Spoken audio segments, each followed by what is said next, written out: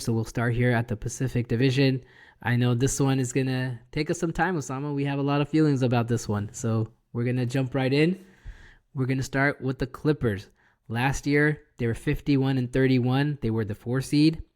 They're over and under this year's 42 and a half. They lost Paul George.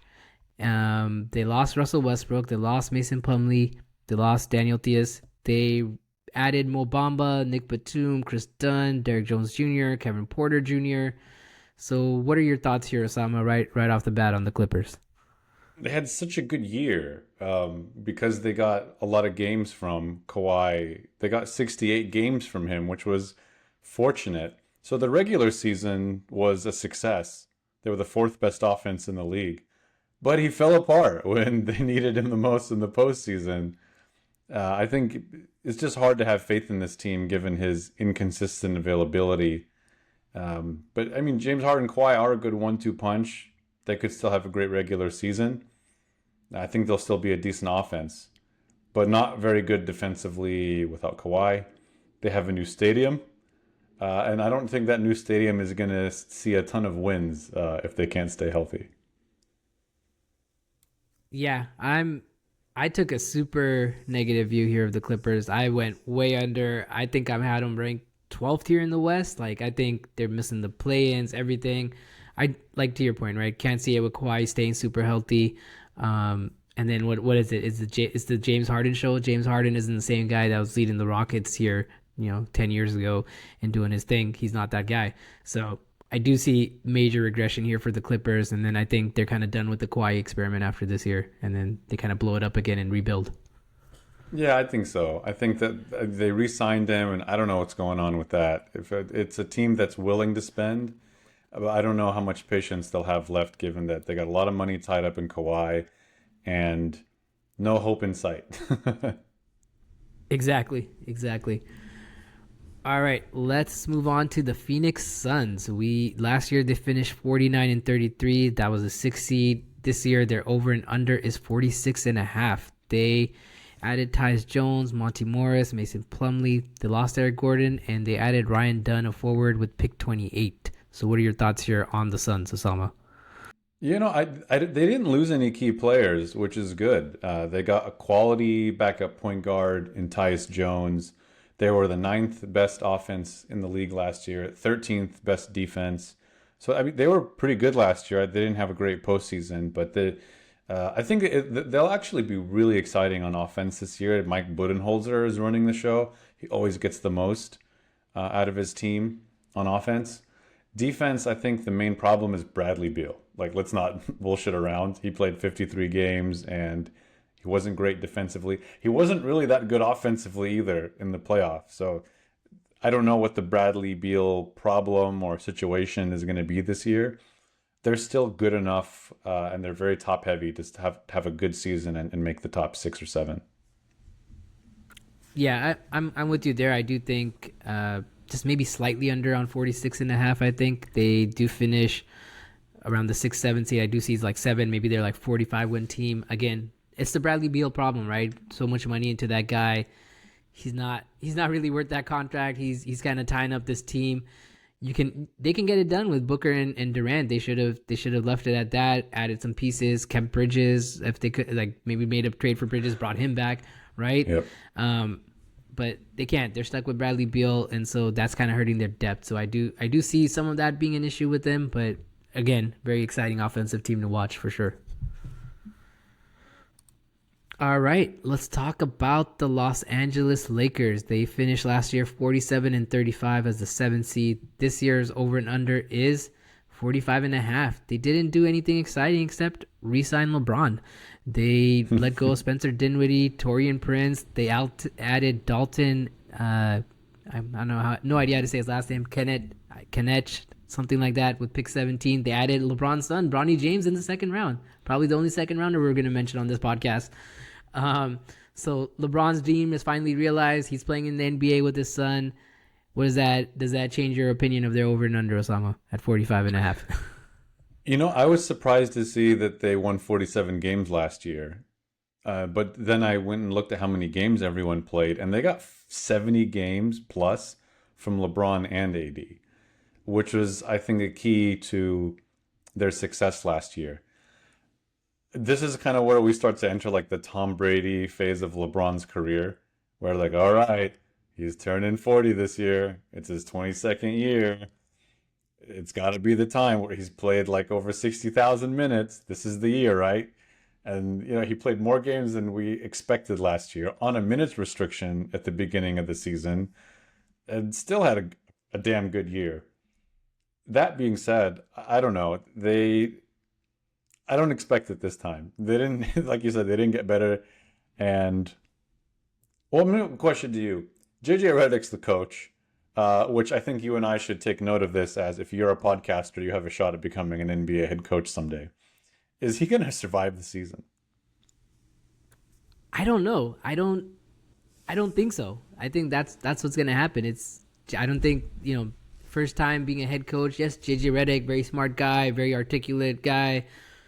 Was he a great X and O guy on basketball? Yeah, people say he was. Could get to a spot, could shoot it, but I don't know. Does that translate to coaching? We don't know. We'll see. I do not think the Lakers are gonna win more than 45 games. I think they're going to be under. I think they're going to be fighting right there at the bottom of the play-ins.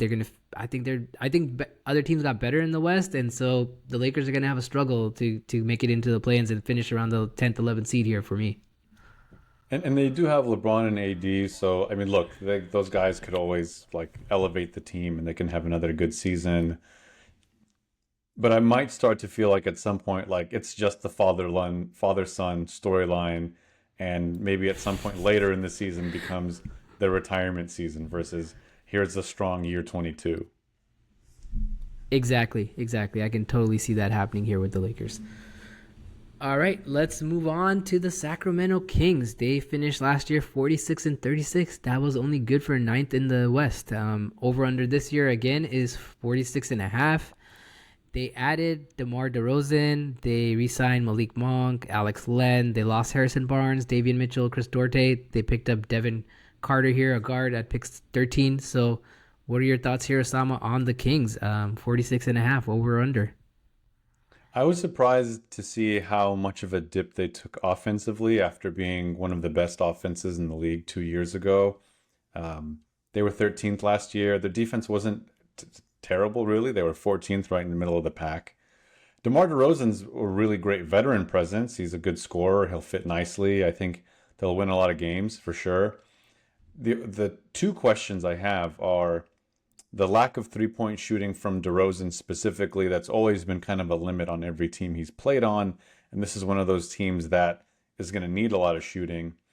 And the other is the Sabonis question on defense, which I think we kind of understand the Sabonis piece of it. But those are my two things. I don't know. Do you have similar concerns, or are you higher on this team than I am? I'm a little bit higher than you, I think, on this team. I do think, yes, DeRozan, lack of a three-point shot is concerning, but he does space the floor surprisingly well for someone who only shoots mid-range. So I do think there won't be a spacing issue for them like there was with, say, Harrison Barnes per se. Like, even though Harrison Barnes sometimes would just float to the corner, I do think they're going to get more productivity out of DeRozan, take some pressure off Fox, take some pressure off Sabonis. I think that's really what this was about. So I do think that's just going to make it better for everyone. And so I do see them going over 46.5. I think 47, 48 wins gets them there. And I do think that's good for like 6, 7 seed, right there on the cusp of the play-ins, right above it. So I do think they did get better with DeMar DeRozan. And I do like some of the younger pieces that they have that they're bringing along, right? So let's see. I mean, it's possible it doesn't work out. They can't shoot a 3-pointer for what it's worth. Keegan Murray regresses, and that's it, right? That's the end of. And it's not great for them, and they're right there in the play-in mix again at 8, 9 seed. And look, I think that the concerns I have are more so postseason. I think regular season, I think sixth place is pretty fair for them. Yeah, cool. All right, let's move on over to our beloved Golden State Warriors. 46-36 is where they finished. Over and under this year's 43.5. Let me tell you who they signed and who they lost. They signed Kyle Anderson, Buddy Hield, Anthony Melton, re-signed Steph, They lost Clay, they lost Chris Paul, they lost Dario Saric, and they added Quinton Post. I know you have some feelings about that, Osama, but give me your over and under here. 43 and a half with no Clay Thompson this year. What are you thinking? Complete emotion. If you asked me in the summertime if I thought they'd hit the over, I would have said no. But they're winning all of their preseason games and they're shooting threes like the Rockets from like 7 years ago. And I'm all in. I don't care if it's delusional or not. This team's hitting the over. We championship. We're going championship again. I like it. I like it. I don't know if we're going championship again, but I definitely agree. We're hitting the over. I think a lot of it's going to come down to the growth we see from Kuminga, right? Is Kuminga this, fringe all NBA guy, all NBA third team guy? Is that who he is? Is he going to be the guy who's going to pick up the offensive load, be the number 2 to Steph on offense? Or are we going to rely on Buddy Hield, Andrew Wiggins, Anthony Melton to jack up shots and get points out behind Steph, right? So I think, or Pozinski, right? Pozinski could be another guy. So I think it really, that's what it comes down to. If Kuminga kind of shows that growth, I'm with you, man. We might be a top 5, top 6 type team, but I do think more likely than not we're right back in that play-in mix. But if we have, like you said, right, if Buddy Hield, Anthony Melton turn out to be some dudes, Moses Moody has that growth, those guys have those growth moments, Pods has his growth moments too, then yeah, absolutely, I can see us being a top 5, top 6 team here in the West. But I think, 7, somewhere between 7 and 9 is probably fair for us as well. They were a good offense last year. They were the 8th best offense in the league. They got 74 games from Steph. So as long as Steph is still feeling good, he's going to put up numbers, and he can shoot them really far anytime in any game and far into the postseason. Here's the thing about last year. They lost so many close games, and it's why they were in the play-in. I think that if they just didn't blow so many fourth quarter leads, I think we would have at least seen them in the postseason, and the way last season ended wouldn't have felt so bitter with how they fell out with just being unable to shoot in the play-in game against Sacramento. So I'm hoping to see that jump from Kuminga. I think this is the year we finally see Moses Moody unleashed, and he plays way more minutes than before. He's been kind of, I know you're laughing, it hasn't been played as much as I think all of us would have hoped. But I like Melton. Melton is probably a more durable version of Gary Payton II. And I think Buddy Hield's going to have, he's going to be fun, man. He's going to come off the bench. He's going to give you a 7 for 7 one night. He's going to give you a 1 for 7 another night. It's going to be great. Yeah, I'm looking forward to the Buddy Hield experiment. I'm gonna go buy a Buddy Hield shirt after this podcast. Yeah, and we didn't. I'm sorry. Go ahead. No, I was gonna say we didn't mention Draymond Green at all.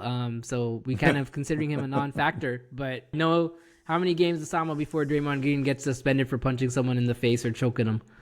Or kicking him in the... No, I think he's going to be fine this year. I think this will be different. That did put a dent in last season because they did start off pretty good.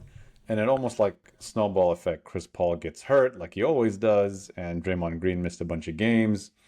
Andrew Wiggins had to miss some time. He's already looked pretty good on defense in the preseason. So Draymond, we didn't mention him because it's almost like a given. We kind of know who he is at this point. He's going to be amazing defensively. He's going to be a great playmaker. He's going to call all the shots on defense. And he's going to limit the spacing. I mean, those are all the things that we know and expect of Draymond.